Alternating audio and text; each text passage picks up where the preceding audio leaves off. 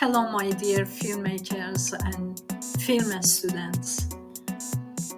In today's video, I would like to talk about creating an emotional connection with your audience. Relatable characters, for example. Develop characters that your audience can relate to and empathize with. The more human and relatable your characters are, the easier it is for the audience to connect emotionally. Give your characters depth, flaws, and aspirations that resonate with the viewers. Craft a compelling and emotionally resonant story. Take the audience on a journey with highs and lows, conflicts and resolutions. Use storytelling techniques that evoke emotions such as suspense, surprise, and moments of revelation.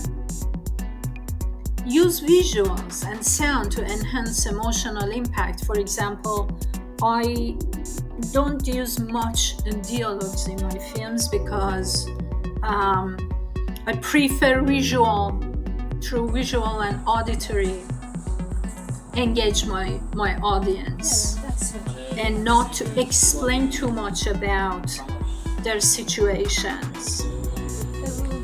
And also cinematography and lighting and color scheme can evoke a specific emotion. Similarly, a well-composed musical score or carefully chosen soundtrack can enhance the emotional atmosphere of a film. I use music composers who are specialized in certain genre. For example, when I want to make a horror story, I prefer a music composer with background in heavy metal, death metal, and in such nature, so that it resonates with the story. Or if I want to create a drama film, I use acoustic, someone who is specialized in acoustic and is good at singing. In previous project, I hired a very good British music composer with beautiful sound and song, who scored my film and composed the music. So music plays an important role as well. And authenticity and realism, make your film authentic and real. Authenticity can be achieved through realistic dialogue, genuine performances, and attention to detail in production design. When the audience feels that the characters and situation are genuine, they're more likely to emotionally invest in the story. Clearly define the characters' goals and risks involved. When the audience understands what the characters want and what is at risk, they become more invested in the outcome. Emotional engagement is often tied to the success or failure of characters in achieving their goals. Empathy and understanding are another aspect, another strategy you can use. Foster empathy by exploring different perspectives and humanizing your characters, even those with opposing views, and help the audience understand the motivations and struggles of each character, creating a more nuanced emotional experience. I like Tarantino's movies because especially in Django, I loved it. He achieved and helped the audience understand the motivation and the struggles of each characters of the story.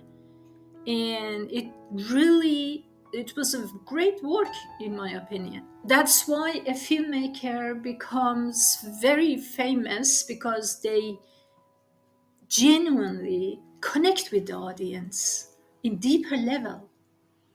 And Scorsese is another example that I love so much, and I love his movies.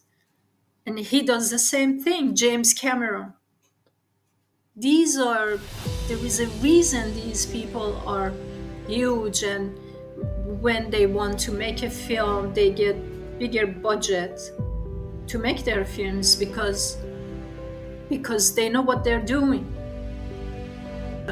Control the pacing of your film to build tension, create emotional peaks and valleys, and give the audience time to process and connect with the characters and the story.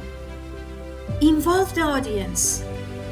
Encourage the audience to actively participate in the emotional journey. Use techniques like point of view storytelling or breaking the fourth wall to make the audience feel like they're part of the story.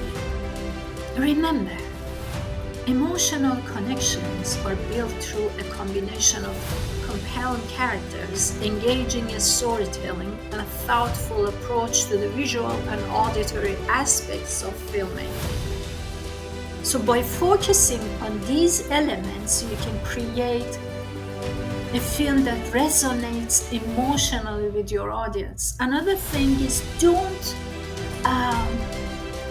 don't be so involved with the rules. Sometimes it is good to break the rule. For example, I made a film about 𝗪𝗁𝗵, and it belongs to Nordic folklore, especially in Norway and Scandinavia, where I come from. And every region in Norway, not just Norway, Sweden, Denmark, Finland, they have their own interpretation of 𝗪𝗁𝗵. Some say she has a hole in her back, some others say she doesn't have a tail. So they're very different. So my 𝗪𝗁𝗵 was completely different from anyone else. That was my story.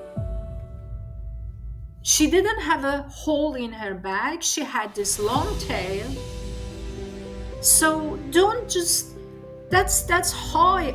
It's not a Bible verse that it should be exactly like that. Lately I watched a Walt Disney movie where the fairy godmother was a black man. So just break the rules. Do whatever you want.